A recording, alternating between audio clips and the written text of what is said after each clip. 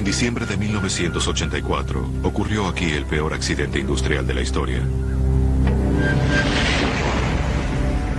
Esta fábrica liberó una nube química que mató a miles de personas en pocas horas.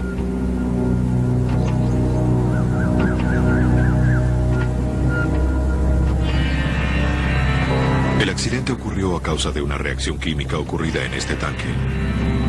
Una reacción que provocó uno de los peores desastres producidos por el hombre. Unos pocos segundos que conmovieron al mundo entero.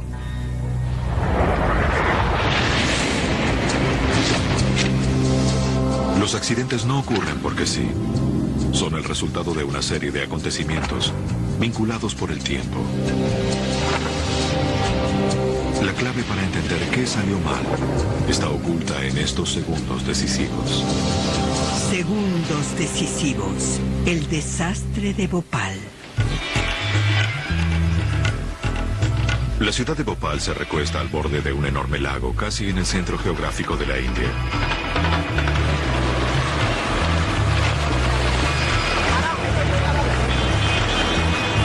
Es la capital de la región y crece a un ritmo sorprendente. Su población se acerca al 1,5 millones de habitantes. Es una ciudad atareada, bulliciosa y vibrante.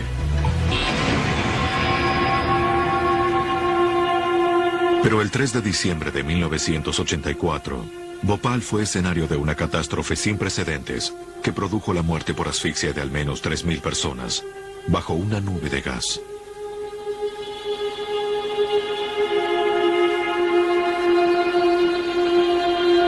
Esa noche, otras decenas de miles sobrevivieron solo para verse privados de su salud y su medio de vida, en medio de demandas por daños e interminables batallas legales.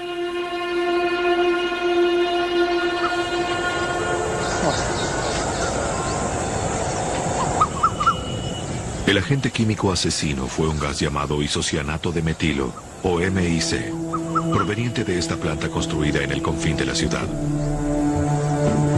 La misma fue cerrada al mundo exterior por más de 16 años. El gobierno de la India decidió preservarla mientras investigaba el origen del desastre.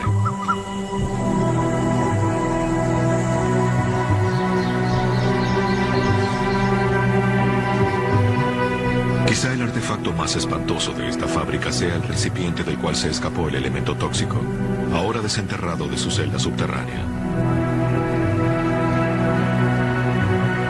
El MIC fue liberado a causa de una reacción química imprevista e incontrolable. Con el fin de explicar lo sucedido, varios obreros de la fábrica aceptaron volver a visitar el lugar por primera vez desde aquella noche siniestra de diciembre de 1984. Entré en Junior Carbide en 1971. Aquí no había nada en ese entonces, algunas pocas plantas pequeñas. Para 1983 habíamos construido este complejo químico, uno de los más rentables y seguros de la India. Pero las normas de seguridad se fueron degenerando. A mí me mandaban de una sección a otra. Estaba en seguridad y fui transferido a mantenimiento, momento en el cual decidí renunciar. Cuando presenté la renuncia advertí a los directivos que si no observaban las normas, estarían en líos, y eso es lo que sucedió un año más tarde. La fábrica, construida por Union Carbide, una compañía multinacional, producía pesticida. En la India este producto era de imperiosa necesidad, debido a que el país se esforzaba por satisfacer la creciente demanda de alimentos que imponía la explosión demográfica. El Sebin, así se llamaba el pesticida, actúa sobre el sistema nervioso de los insectos. En su producción intervienen varios productos químicos muy peligrosos. En aquella terrible noche de diciembre se perdió el control de esos químicos.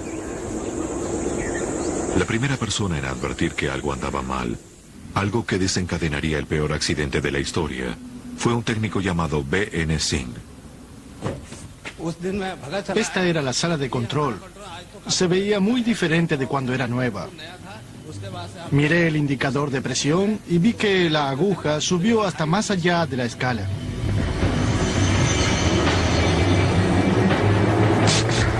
Afuera, a 40 metros, el tanque de almacenamiento estaba por liberar su mortífera carga. Habían pasado 15 minutos de la medianoche. El contenido de este tanque representa la victoria de la rentabilidad sobre la seguridad. Para entender qué sucedió debemos volver unas 4 horas atrás. Todavía se discuten las causas de la contaminación del tanque, pero la investigación del gobierno de la India revela un siniestro que comenzó aproximadamente a las 8:15 de esa noche de diciembre, cuando un obrero comenzó una tarea de mantenimiento de rutina, conectando una manga a una sección de las tuberías de la fábrica. La limpieza del sistema era fundamental porque durante el proceso, los contaminantes se acumulaban fácilmente. Los desechos eran presuntamente evacuados a través de picos de desagüe, mediante un proceso que a veces llevaba horas. Casi inmediatamente algo empezó a andar mal. Sin darse cuenta, este empleado desató una cadena de acontecimientos que terminaría dando muerte a miles de personas. La industria química emplea una gran variedad de elementos peligrosos. Por ejemplo, ácido sulfúrico, en la producción de detergentes. Los detergentes no son dañinos, pero el ácido sulfúrico es potencialmente peligroso. Asimismo, los productos que intervienen en la elaboración del shampoo, como el cianuro. Hay que tener cuidado con los procedimientos de este tipo. Es obvio que en Bhopal no lo tuvieron. El origen del desastre se halla en el proceso singular que Union Carbide eligió para fabricar el Sebin. La química se parece un poco a la cocina. Si queremos elaborar una molécula como la del Sebin, intentaremos comprar los ingredientes hechos. De ser posible, deberíamos evitar complicarnos con etapas intermedias. La molécula, el Sebin, está formada por esta parte que se puede comprar hecha. Lo más difícil es elaborar esta parte de arriba. El proceso que emplea Union Carbide en Bhopal comenzaba con la reacción de monóxido de carbono y cloro para producir fosgeno. El fosgeno es uno de los componentes elementales del isocianato de metilo, o MIC, que a su vez es componente del Sebin. 3 años antes, el fosgeno ya había provocado la muerte de un obrero, un anticipo de la catástrofe que se acercaba. En 1981, Ashraf Khan, empleado de mantenimiento, trabajaba aquí. Llevaba una máscara para respirar y solo un overol debajo de ella. Una salpicadura de fosgeno le humedeció el overol. Se asustó y salió corriendo hacia la ducha, hacia aquí. Vino hasta aquí, se quitó el overol. El fosgeno que había empapado su ropa se evaporó. Khan inhaló ese vapor y murió en el hospital días después.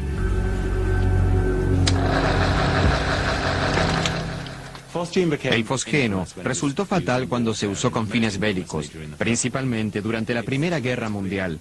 Es poco soluble en agua. Cuando es liberado genera una nube blanca a poca altura del suelo. Según tengo entendido, huele a heno recién cortado. Debido a su poca solubilidad, al ser inhalado, no se absorbe en la parte superior del aparato respiratorio y llega al interior de los pulmones. Esta es una imagen del interior de los pulmones. El fosgeno daña estas membranas. Al inhalar fosgeno, estas membranas se destruyen y los pulmones se inundan de sangre. Mueres ahogado en tu propia sangre. Como el fosgeno era tan mortífero, la planta solo almacenaba la cantidad suficiente para la producción de un día. De esta manera, si ocurría un accidente, el peligro sería mínimo. Pero el fosgeno es apenas un ingrediente del gas que mataría a miles de personas. La siguiente etapa del proceso es agregar este grupo. Existen varios métodos para hacerlo. Puedes agregar esta parte y luego esta otra. Pero Union Carbide eligió agregar ambas a la vez en una sola reacción. Esto es menos costoso y mucho más limpio. Estas son las ventajas. La desventaja es que el agente químico necesario para la reacción es el isocianato de metilo. A diferencia del fosgeno, el MIC estaba almacenado en 3 enormes tanques, originalmente sepultados en un refugio de concreto, cerca del límite de la planta. Cada uno medía 12 metros de largo por 2,5 de diámetro y podía almacenar 42 toneladas del peligroso químico.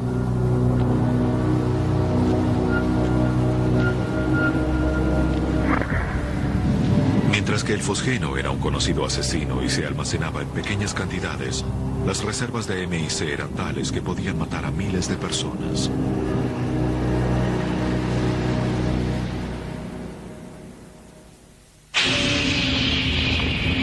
8:45 de la noche. Las tuberías que el empleado estaba lavando comenzaron a obstruirse con la suciedad que arrastraba el agua.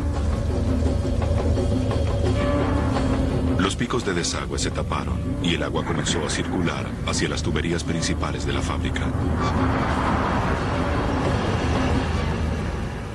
El MIC es muy práctico. Permite producir moléculas que no se obtendrían fácilmente mediante otro reactivo. Es muy útil para el químico. Permite hacer cosas que no se podrían hacer de otra manera. Además, es reactivo. El proceso concluye rápido. No necesitamos demasiado tiempo y el proceso es quizá más limpio. Menos productos de desecho. Sin embargo, la reactividad tiene desventajas. Puede actuar en contacto con un sinnúmero de elementos. El agua, por ejemplo. Y aún peor, la gente. Es fundamental mantener el MIC fuera del contacto con el agua, porque si los dos líquidos se mezclan, quien esté cerca estará en grave peligro. El MIC es un gas muy irritante. Tiene dos propiedades físicas importantes que lo hacen muy peligroso. La primera es muy soluble en agua. La segunda es que se evapora o hierve casi a la misma temperatura del cuerpo. Esto implica que si inhalas MIC en concentraciones bajas, afectará primero aquellas partes del cuerpo que estén húmedas, que lo absorberán: los ojos, la boca, la garganta, las vías respiratorias superiores. Si la concentración es lo suficientemente alta, llegará hasta el sitio de los pulmones, en el cual el oxígeno es transferido a la sangre. El efecto es muy parecido al del fosgeno. Al dañar esa parte del pulmón, el suero de la sangre inunda los pulmones y se produce la muerte a causa de una especie de ahogo interno. El agua avanzaba por las tuberías que daba poco tiempo. La contaminación del tanque de MIC debió haberse evitado. Pero todas estas fallas tendrían las más horrendas consecuencias para los habitantes de Bhopal. Tóxico llamado isocianato de metilo reaccionaron al mezclarse con el agua y se evaporaron. Miles de habitantes de los suburbios que rodean la fábrica murieron asfixiados con gas, horrorosamente como los soldados de la Primera Guerra Mundial. El desastre se debió a una increíble combinación de circunstancias. Si cada una de estas hubiera ocurrido en forma individual, el accidente no habría ocurrido. Con respecto al diseño de plantas químicas, hay dos aspectos de la seguridad. El primero es diseñar la planta para que sea segura, y el segundo es hacerla funcionar con prudencia. En Bhopal, ambos aspectos eran deficientes. 3 horas antes de la catástrofe, durante una operación de limpieza, los primeros litros de agua entre varios centenares no pudieron salir a través del desagüe y avanzaron por la tubería principal que recorría toda la fábrica. Era imposible que el agua llegara demasiado lejos, pero el primer error ya había sido cometido. Existía un procedimiento de seguridad basado en el aislamiento de secciones del conducto antes de la limpieza. El mismo consistía en bloquear la tubería insertando un disco metálico llamado válvula de seguridad en la unión entre dos tubos y ajustando firmemente los tornillos. Increíblemente, en Bhopal, esta maniobra era pasada por alto con frecuencia. La instalación de una válvula de seguridad como esta llevaba unas 2 horas y había que utilizar trajes protectores, porque al quitar los tornillos de estos rebordes, había riesgo de salpicarse con algún químico. Si se hubiera colocado uno de estos discos metálicos en la tubería, es muy probable que esta catástrofe no habría ocurrido.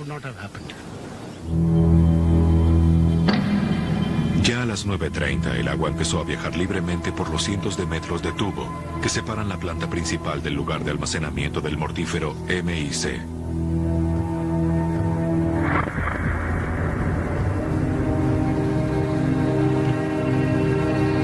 A esta altura el desastre aún podría haber sido evitado si los indicadores de la sala de control hubieran sido confiables. Cuando diseñaron e instalaron la planta, este instrumental quizás habrá sido lo más novedoso en la India.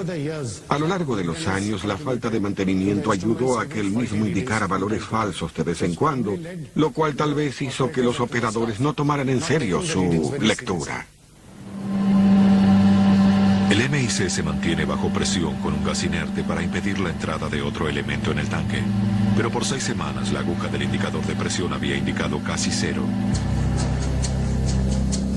Se supuso que el indicador fallaba. De hecho, en la conexión del tanque con la tubería principal, había una válvula que perdía. Si el gas podía salir, entonces el agua podía entrar.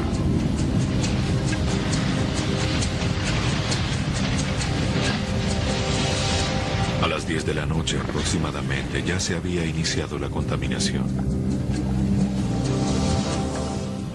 La reacción del MIC y el agua genera, entre otras cosas, dióxido de carbono. También genera calor. El calor empieza a calentar la mezcla. Es lo que llamamos reacción exotérmica. Provocaré una reacción similar con ambos químicos mucho menos peligrosos.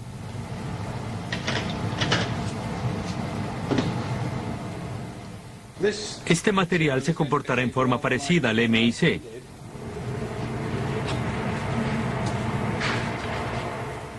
Lo que le estoy agregando es agua, como sucedió en ese tanque.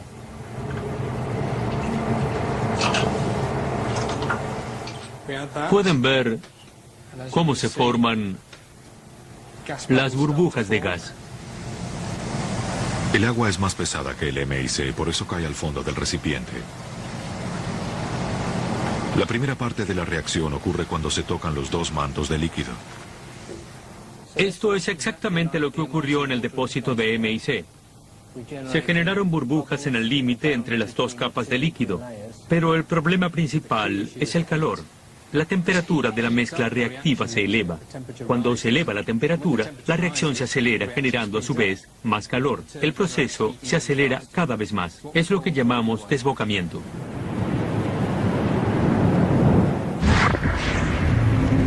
Aún con el tanque contaminado con agua se podría haber controlado la situación. El MIC debe mantenerse frío y los tanques estaban alojados en un refugio de concreto, lejos del calor severo del centro de la India. Había un sistema de refrigeración que se controlaba desde una planta construida para tal propósito. Los altos cargos, sin embargo, habían decidido desconectarlo. En la noche de la tragedia, esto no funcionaba. Dejó de funcionar en mayo del 84. El refrigerante fue eliminado y el sistema quedó inutilizado. La desconexión del refrigerador fue una locura. Estas reacciones exotérmicas descontroladas ocurren cuando se genera más calor del que se puede eliminar. El sistema de refrigeración fue instalado para quitar calor. Su desconexión hizo que el accidente fuera mucho más factible. Increíblemente, otro dispositivo de seguridad también fue pasado por alto, haciendo caso omiso de las mismas instrucciones de Union Carbide. Como ven, ahora la reacción es más intensa. Hay más burbujas. Algunas gotas de líquido salen del recipiente. Si esto ocurriera en escala industrial, ya estaríamos ante una situación de emergencia. En Bhopal había un dispositivo construido especialmente para tratar gases tóxicos, un aparato llamado catalizador.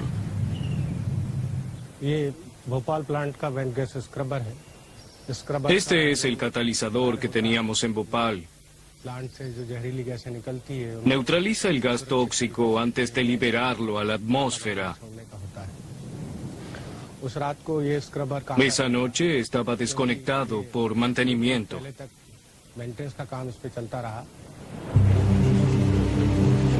Aunque este dispositivo fundamental hubiese estado en funcionamiento, era demasiado pequeño para neutralizar el volumen de MIC, que ya estaba fuera de control.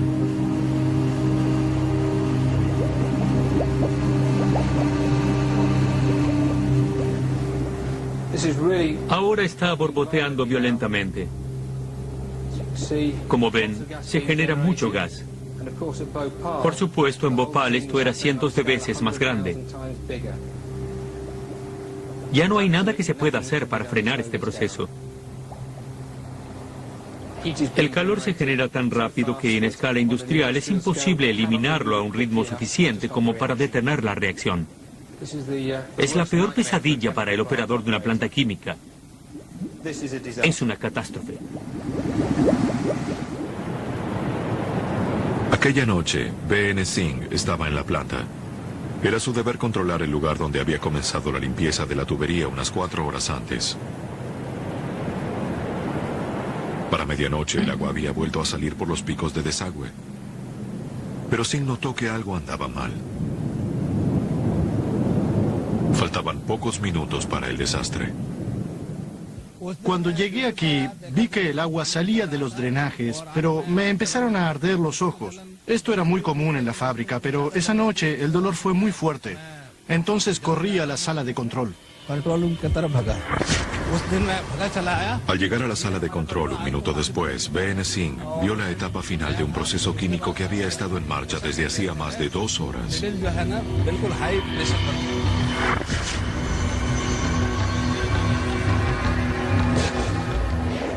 A nivel molecular todo sucede muy rápido. Al llegar a determinada temperatura, se produce una segunda reacción, la trimerización. Esta convierte 3 moléculas de isocianato de metilo en una molécula estable y genera más calor. Al producirse cada enlace nuevo se libera energía. Ya las moléculas de M y C reaccionaban entre sí. Las 42 toneladas de material estaban listas para producir calor casi simultáneamente. La reacción ya se tornó muy violenta. El líquido desborda el recipiente, se desprende mucho gas, las burbujas saltan. A esta altura, con el equipamiento que había en Bhopal, no se podía hacer absolutamente nada para salvar a la gente.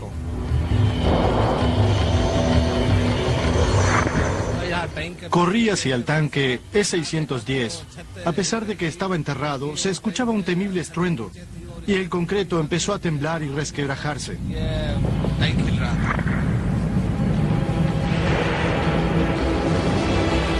El tanque pudo haber explotado, pero resistió. La presión hizo saltar una válvula de seguridad y el gas fue liberado. Circuló por la tubería principal, atravesó el catalizador inutilizado y luego ganó la atmósfera.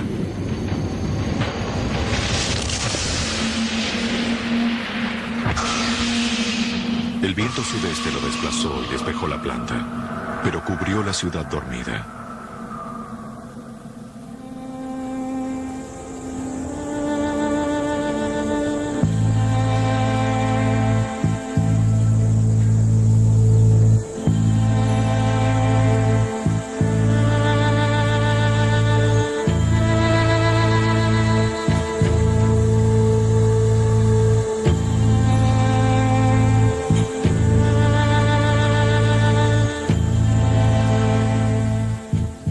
En 1971, cuando entré en la empresa, fue uno de los momentos más orgullosos de mi vida.